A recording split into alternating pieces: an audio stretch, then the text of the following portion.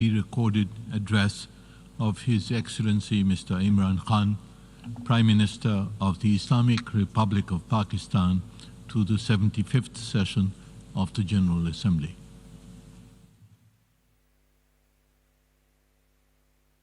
President, Secretary General, Excellencies, ladies and gentlemen, I'm honored to address the United Nations General Assembly once again. I congratulate His Excellency Mr. Volkan Bozkır on his election as the President of the 75th session of the General Assembly. We also appreciate the skillful leadership of the outgoing President, His Excellency Tijani Mohammad Bande, especially during the COVID-19 crisis. We commend the leadership of the Secretary General in these extremely turbulent times. Mr. President, since my government assumed office, our consistent effort has been to fundamentally transform Pakistan. We envisage Naya Pakistan to be modeled on the principles of the state of Medina, established by a Holy Prophet, Muhammad sallallahu alaihi wasallam. A just and humane society where all government policies are directed at lifting our citizens out of poverty and creating a just and equitable dispensation. To achieve this goal, we need to have peace and stability. Thus, our foreign policy aims to have peace with our neighbors and settle disputes through dialogue. Mr. President, the 75th anniversary of the United Nations is an extremely important milestone, as this is the only body in the world that can help us achieve our goals of peace and stability in our neighborhood. This is also time for us to reflect whether, as the United Nations, we have been able to realize the promise we collectively made to our peoples.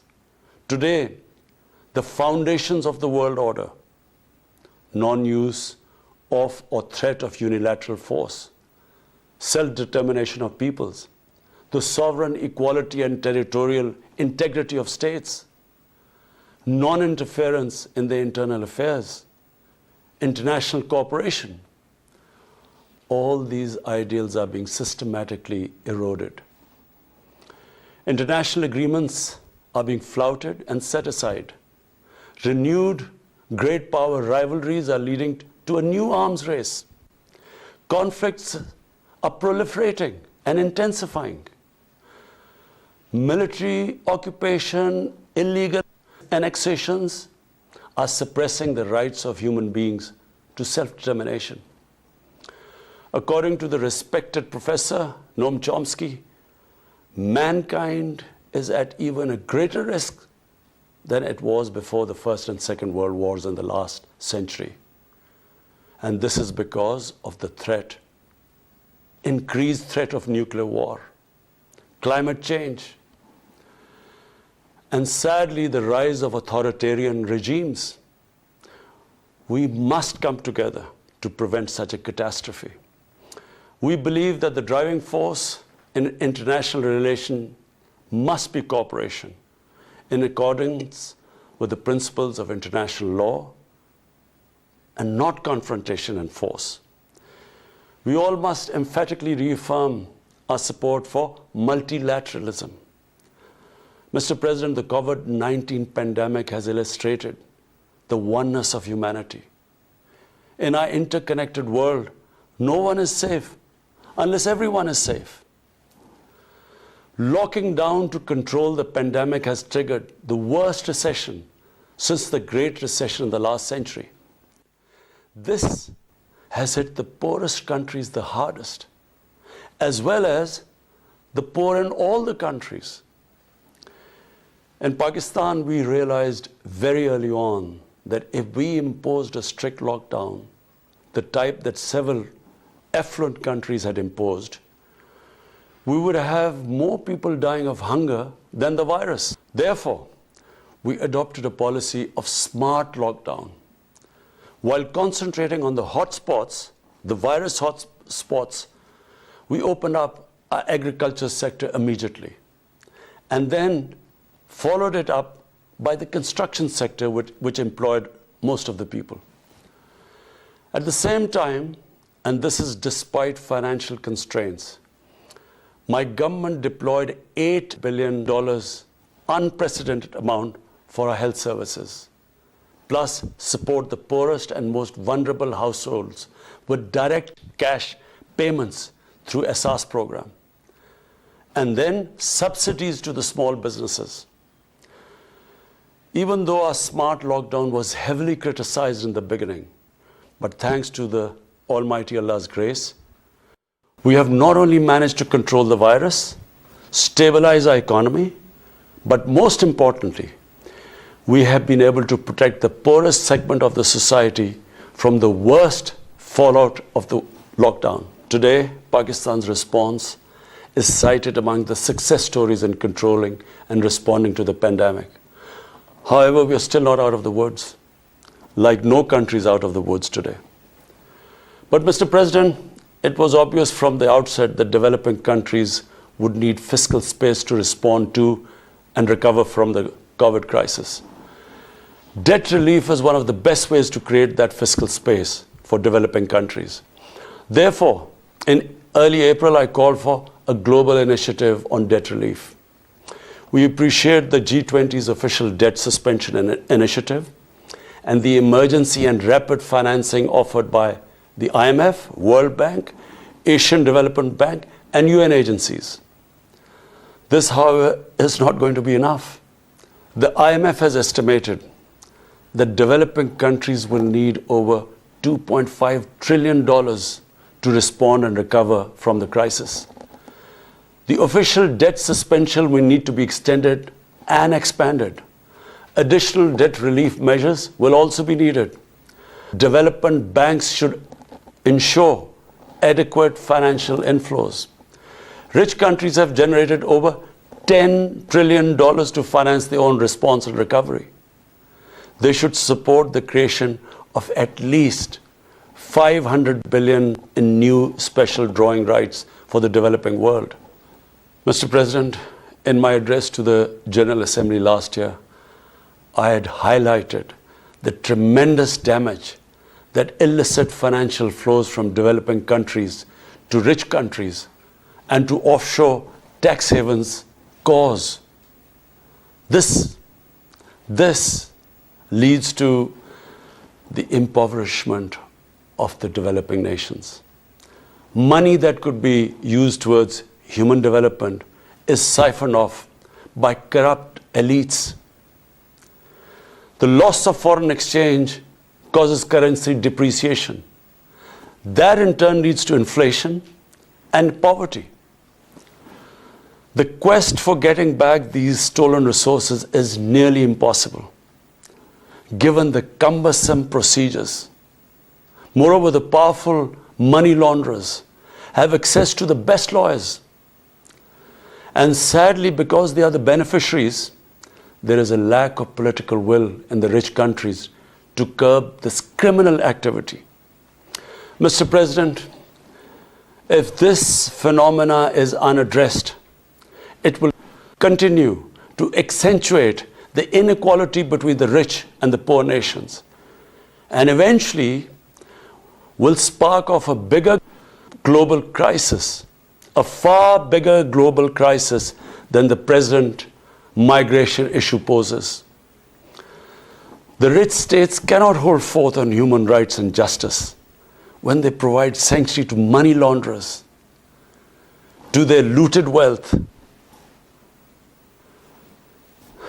There are robust anti-money laundering and anti-terror financing regimes. I call upon this Assembly to take the lead in efforts to build a global framework to stem the illicit financial flows and ensure speedy repatriation of stolen wealth. It is important to realize that the aid that flows from rich countries to the developing world is minuscule compared to the massive outflows by our corrupt elites. Mr. President, this year I must again reiterate the threat posed to mankind due to climate change. Unprecedented fires in Australia, Siberia, California, Brazil. Unprecedented floodings in various parts of the world. Record temperatures, even in the Arctic Circle. This should make all of us worried for our future generations. Commitments made through the Paris agreements must be fulfilled. In particular, the commitment to mobilize $100 billion annually as climate finance. Pakistan's contribution to carbon emissions is minimal, but it is one of those countries most affected by climate change. Yet, we have decided to take the lead as we consider addressing climate change a universal responsibility.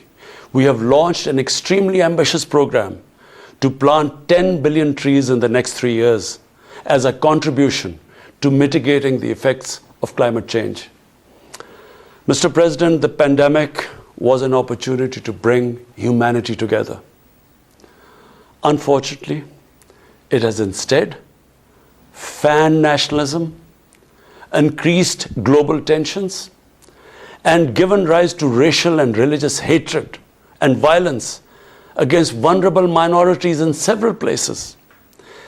These trends have also accentuated Islamophobia. Muslims continue to be targeted with impunity in many countries. Our shrines are being destroyed. Our Prophet Muhammad sallallahu alaihi wasallam insulted. The Holy Quran burnt. And all this in the name of freedom of speech. Incidents in Europe, including republication of blasphemous sketches by Charlie Hebdo, are recent examples.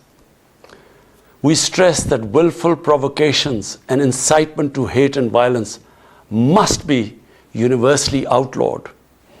This assembly should declare an international day to combat Islamophobia and build a coalition to fight the scourge that splits humanity.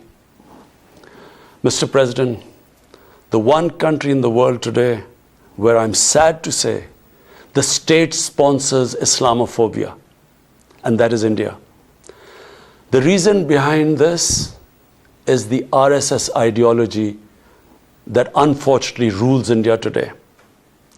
This extremist ideology was founded in the 1920s. The RSS founding fathers were inspired by the Nazis, and they adopted their concepts of racial purity and supremacy. While the Nazis' hate was directed at the Jews, the RSS directs it towards the Muslims and to a lesser extent, the Christians. They believe that India is exclusively for Hindus and others are not equal citizens. The secularism of Gandhi and Nehru has been replaced by the dream of creating a Hindu Rashtra by subjugating, even cleansing India's 200 million Muslims and other minorities. In 1992, the RS destroyed the Babri Masjid. In 2002, some 2,000 Muslims were slaughtered in Gujarat, and this was under the watch of Chief Minister Modi. In 2007, over 50 Muslims were burnt alive by RSS arsonists aboard the Samjhauta Express train. In Assam, around 2 million Muslims face the prospects of being arbitrarily stripped of their nationality through the adoption of discriminatory laws. There are reports of large concentration camps being filled by Muslim Indian citizens. Muslims were falsely blamed, vilified, and victimized for spreading the coronavirus. They were denied medical attention on many occasions. Their businesses were boycotted. Cow vigilantes attack and kill Muslims with impunity. Last February, Muslims faced targeted killings with police complicity in New Delhi. Mass registrations in the past have often been a precursor to genocide. For example, the Nuremberg laws in Germany in 1935, and then in 1982 in Myanmar.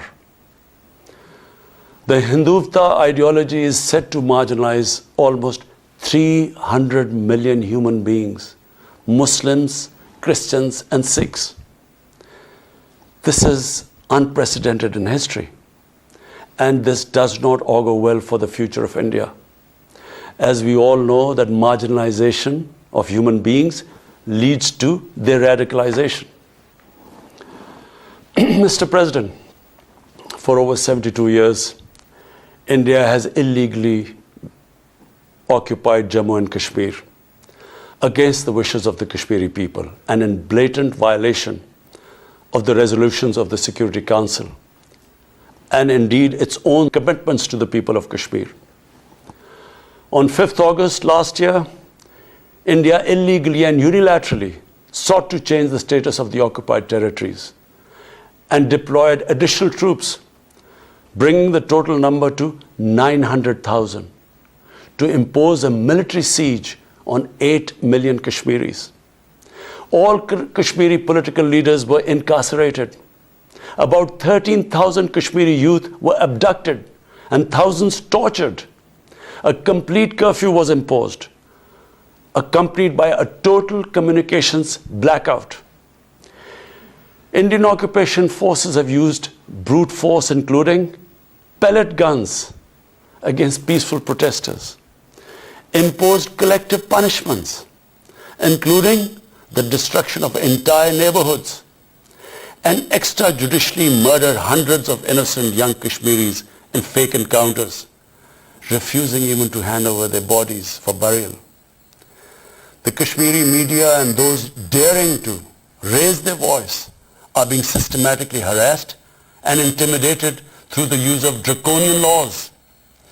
All of this is well documented in the reports of the United Nations High Commissioner for Human Rights, communications from the Special Rapporteurs of Human Rights Council, statements from human rights and civil society organizations.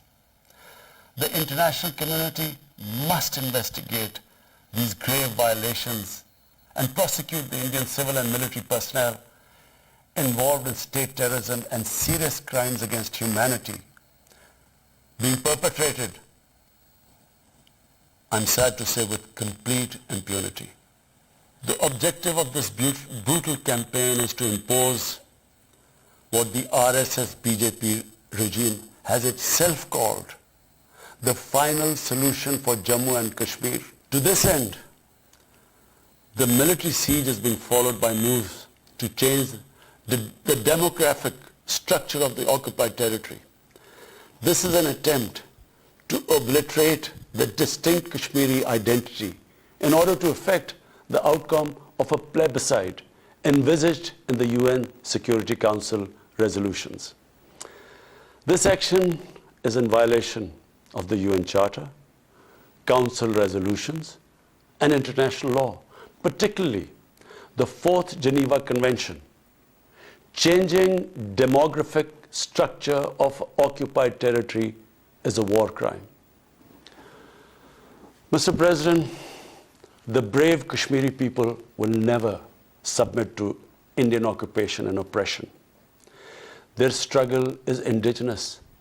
They are fighting for a just cause, and generation after generation have laid down their lives to rid themselves of Indian occupation. The government and people of Pakistan are committed to standing by and supporting their Kashmiri brothers and sisters in the legitimate struggle for self-determination. Mr. President, in order to divert attention from its illegal actions and atrocities in Indian-occupied Jammu and Kashmir, India is playing a dangerous game of upping the military ante against Pakistan in a nuclearized environment. Despite constant Indian provocations and ceasefire violations along the line of control and the working boundary, targeting innocent civilians, Pakistan has exercised maximum restraint. We have consistently sensitized the world community about a false flag operation and another ill-conceived misadventure by India. My parents, Mr. President, were born in the colonial India. And I was the first generation that grew up in an independent Pakistan. I want to make it clear that any attempt by the fascist, totalitarian, RSS-led Indian government to aggress against Pakistan will be met by a nation that will fight for its freedom to the end. Mr. President, there will be no durable peace and stability in South Asia until the Jammu and Kashmir dispute is resolved on the basis of international legitimacy. Kashmir has been rightly described as a nuclear flashpoint. The Security Council must prevent a disaster conflict and secure the implementation of its own resolutions, as it did in the case of East Timor. The Council has considered the situation in Jammu and Kashmir 3 times in the past year. It must take appropriate enforcement actions.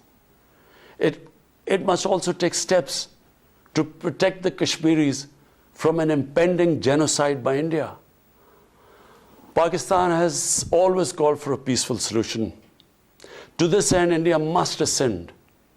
To reach this end, India must ascend the measures it has instituted since 5th August 2019, end its military siege and other gross human rights violation, and agree to resolve the Jammu and Kashmir dispute in accordance with the relevant UN Security Council resolutions, and of course, the wishes of the people of Kashmir.